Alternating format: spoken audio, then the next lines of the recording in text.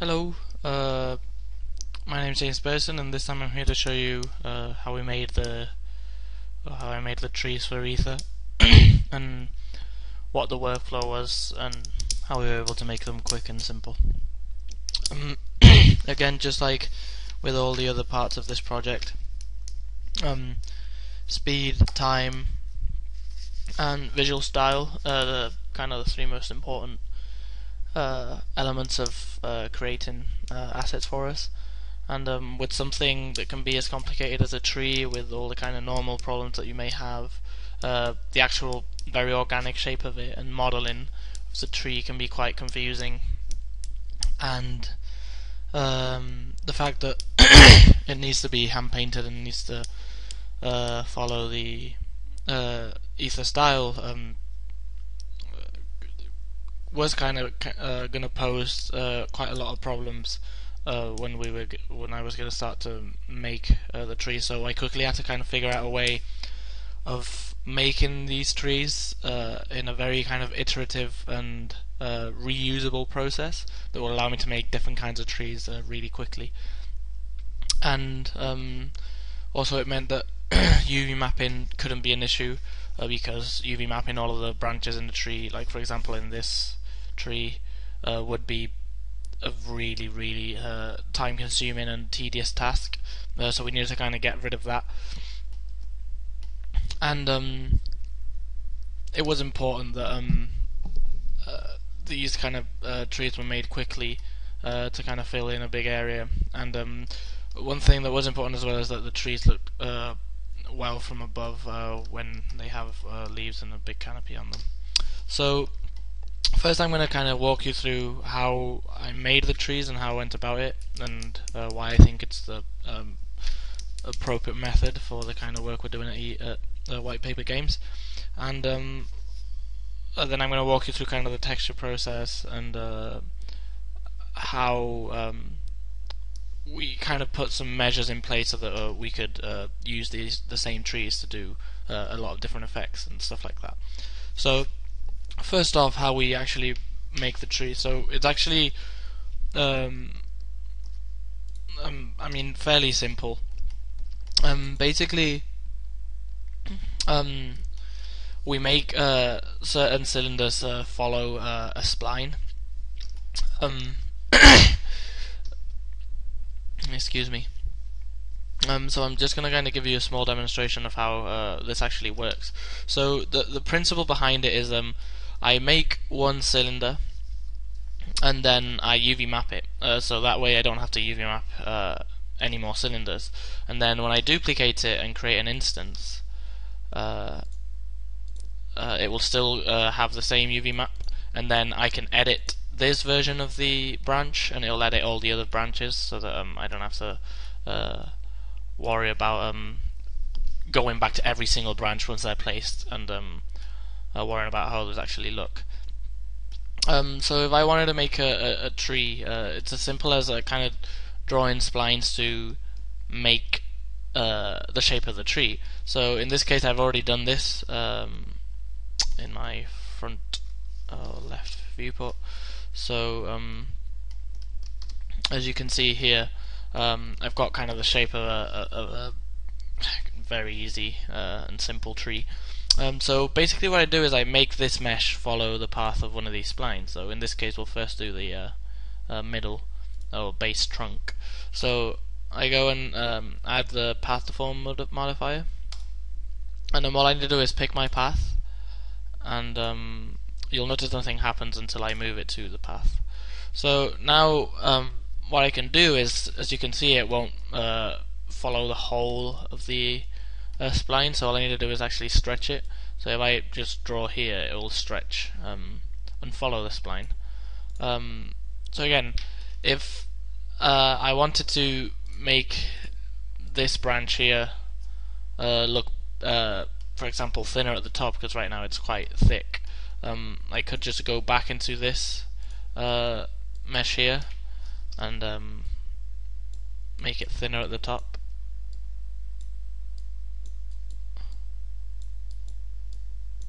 And then that would be directly translated into my other branch. So it allows me to edit as much as I want without having to worry about the axis in which it's in, and the kind of awkward rotation that it may have when it's actually part of the tree.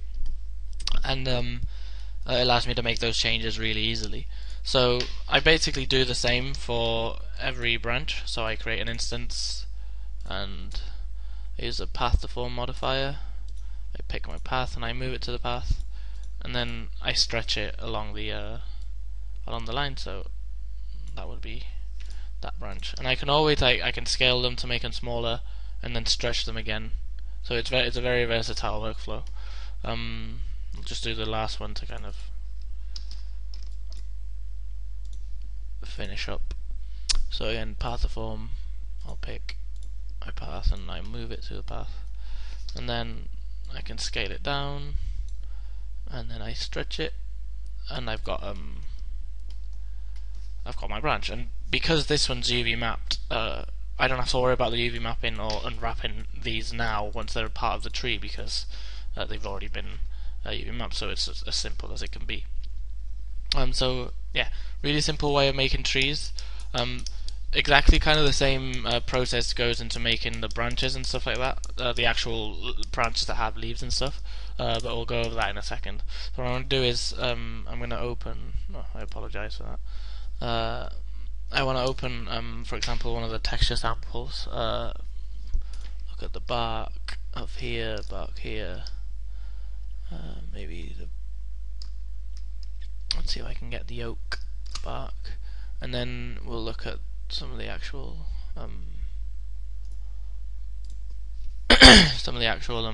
textures for the leaves in a second. So as soon as Photoshop opens, so now that I have Photoshop, here's the bark that I use for the different types of trees. Again, it needed to be in an ether style, so very chunky, kind of line work was needed. Painting it was fairly simple. You just kind of go over it and paint it as much as just following your reference really, and then make sure it's tileable, and then again add more kind of noise and stuff like that to make the texture. And then again, because it's ether, it's important to have line work that kind of enhances those shapes. You can see the same process on kind of all of the texture that I made. This one has more layers. It's kind of like a, I'll go one by one.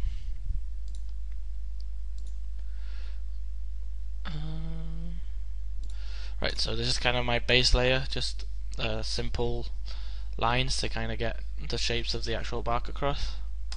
And you just have to follow reference to do this really. Then another layer of kind of like more pastel-y tone, and then add in some green, some moss, adding more definition to the shapes with some highlights, getting a bit more colour variation there with some browns, some more greens, and then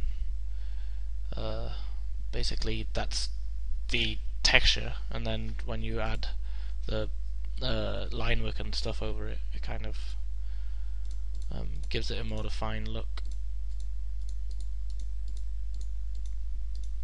So there's the actual texture. I don't know what that is. Yeah, so that's another colour variation, maybe another attempt that I did. But I was quite happy with this one, so I kept it. And this is just for the Indian bean tree, which incidentally is found quite a lot in the English landscape. So. And then this is the bark of an oak tree. That is quite an important piece in the game. So, so to make the branches with the leaves and stuff, we followed basically the same principle that we did in that I did with the grass. So vertex painting them so they work with the wind. But I'm going to see if I can. If I find case footage, I can show you. I'll fully load this, and I'll show you what the texture samples are like, and kind of things that we have to keep in mind when texturing. So this is a texture sample for the oak. the I don't know how you actually pronounce this thing. Acre tree maybe, and then these are for Indian bean trees. So basically, look at your reference and then hand paint them as quickly as possible. Again, you can be really loose with the ether style, so it allows you to work quite quickly. And we were able to just paint them really quickly. Add some line work in there to get it going. One thing that I did want to note is that I added color variation, but never strayed too far away from the color of every leaf. So more like tonal variation, because we needed to be able to get those trees. Well, one of the ideas that we had at the beginning is that we could maybe change seasons on the fly. So one day you'd be in one moment you'd be in a summer kind of environment, and then it would suddenly turn to autumn. So we need to be able to do that really easily. So I kind of thought of a way that we could do it through material instances. So to be able to get the proper colors across, if we got too much color variation, like very yellow leaves in here and stuff like that, when you actually change the color to autumn, it might end up giving you blue leaves or stuff like that. So yeah, we kind of needed to keep it simple for the beginning, but then we can edit that inside the engine to make it look good. So again, alpha like you do any other alpha in any other image, and here are the results. So first thing I'm going to show you is kind of the birch tree. On this mode it doesn't do two-sided materials, I think. Oh yeah, it does. Right, so yeah, that's our birch tree. And one of the main things is that the trees need to look well from above. They need to look good, because in the case you'd be quite high up a lot of the time, so it was quite important that the trees look nice from above. Oak tree that I showed you before, completed. And again, following these that simple workflow that I explained to you earlier on, it's really simple to create a lot of different trees. So yeah, this is an acre tree. I'm assuming that's how you say it. And then Indian bean trees right here. So what I did is I went ahead and created a small scene.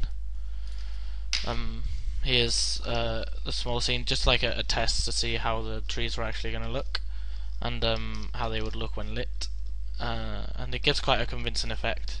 There's also another particle system with falling leaves, if you notice.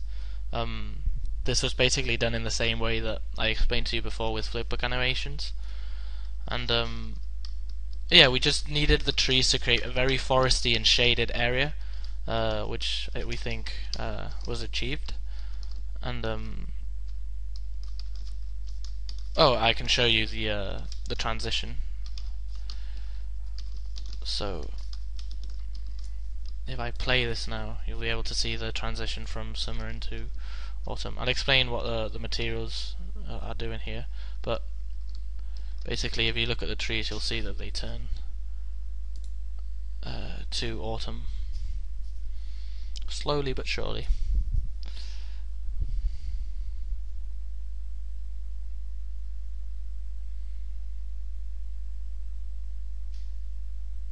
So yeah, we've gone from having a summer scene to an autumn scene, and completely kind of seamless. Don't mind the grass, because I didn't set it up to do that in the animation, but it can be done as well in the animation. Also the small wind direction in the leaves, you can notice that. Again, vertex painting was used for that, and the way it looks. So the only thing I don't like from this scene is the light shafts from the sun. Too strong, and they go through everything. But yeah, as a test scene, it was quite useful to kind of see how things would work, and I'll actually explain how the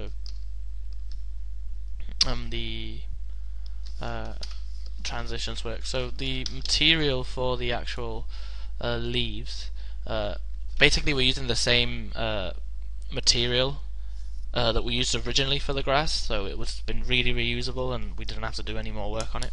Again, working smarter rather than harder is the main thing for my MA right now, so this is the process that I'm kind of showing you. So we can use a material instant constant to change the color of the leaves whenever we want. So in this case the oak tree will change color, and also some of the bean trees and the birch trees. So if I start changing the color, I can change to different seasons. As you can see, it's changing quite a lot in the actual scene. Go purple, make it red. One thing that I did do is that I kind of capped the way the colors work in a way that you can never get really unrealistic colors. If you try hard, you can get but you'll never get full blue leaves, or all the colors are kind of to a certain extent quite believable. Just in case if we made any mistakes or anything, we could it'd still look nice. So we can make it look much more autumny than I did in the video. It's kind of like a much reddish tint. And yeah, with the color variation that I was talking about before, it kind of works really well on all sides. So again, changing the color of our trees on the fly like this, it's really cool because it's really simple. And if we see that we don't really like the color, we can change it really quickly. So it stops us from having to paint a load of textures. Like say we wanted to make an autumn texture like that, we don't have to paint that. We can just do it in Engine, do it on the fly and see how it looks. And even if we were just doing color swatches inside of Photoshop and re-importing the texture the whole time, it would take quite a long time and you wouldn't really see it on the fly. So it's really nice to be able to see how the forest and the lighting change just through changing the color of the trees. I've explained this material before in my grass tutorial, so I don't really need to explain it again. But yeah, that's how the trees of Ether were made, how they work, and how they look. So I hope you enjoyed that, and I'll see you later.